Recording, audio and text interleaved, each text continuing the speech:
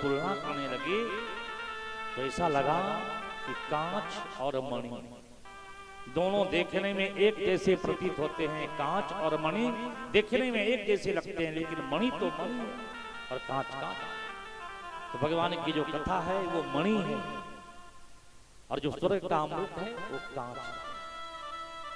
एक बात, अमृत, ये देवतागण जिस अमृत की चर्चा कर रहे हैं कि महाराज आप परीक्षित को अमृत पिला दीजिए, हम अमृत लेकर के आए।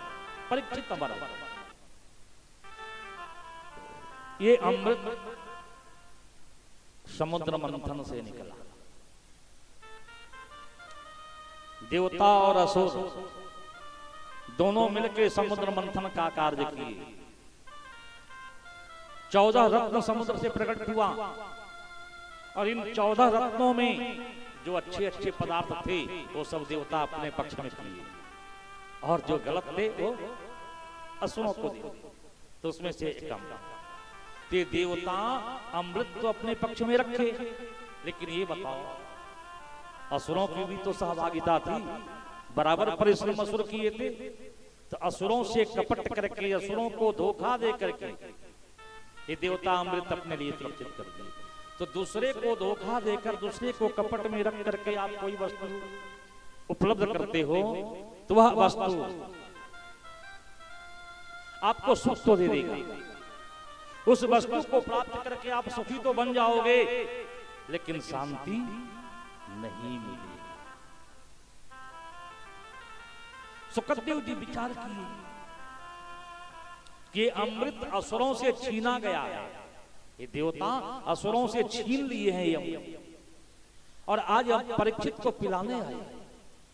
मैं यदि इस अमृत का पान परीक्षित को करा देता हूं तो बेशक परीक्षित अमर हो जाएंगे, इसमें कोई संदेह नहीं।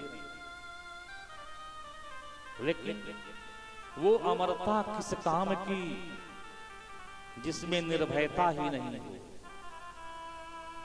देवता अमृत पी के अमर तो हो गए, लेकिन लीडर नहीं हो पाए। देवताओं के राजा हैं इंद्र, इंद्र देवताओं के राजा हैं, लेकिन तनिक सा कोई तपस्या कर ले, तपस्या में जाके बैठ जाए कि मैं तपस्या करूंगा, मैं साधना करूंगा, तो सबसे पहले इंद्र डरने लगते हैं। इंद्र को बेचैनी आने लगता है, घबराहट होने लगता है इंद्र को कि मेरा इंद्रासन गया, ये तपस्या के माध्यम से मेरे इंद्रासन को छीन लेगा। तो ऐसी अमरता किस काम की कि तनिक तनिक में घबराहट आ जाए। मेरे प्यारे सुखदेव जी विचार किया, ये देवता अमृत लेकर आए हैं और कथा सुनना चाहते हैं। मैं ऐसा अमृत परीक्षित को नहीं पिलाऊंगा जो स्वयं दूसरे से छीन के लाए हैं। इस अमृत को पिला करके हम परीक्षित के जीवन को नहीं नष्ट करूंगा। एक गुरु का, एक सिद्ध का ये धर्म नहीं कि कोई साधक मेरी शरण में आके साधना कर रहा हो तो उसके जीवन को हम नष्ट करें। परीक्षित अमर तो बन जाएंगे, लेकिन लीडर नहीं बन पाएंगे। ये पल पल जीवन पर्यंत मरते रहेंगे।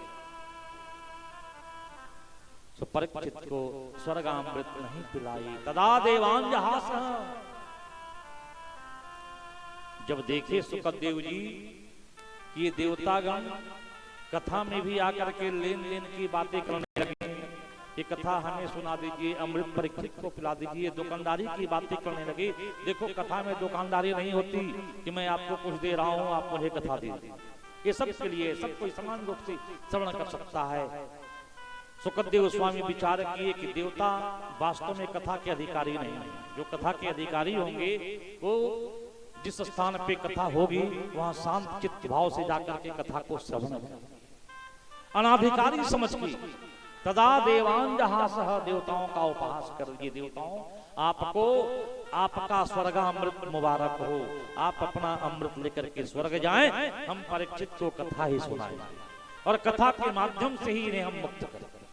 एक बात देखो, अमृत, जिस अमृत की चर्चा शास्त्रों में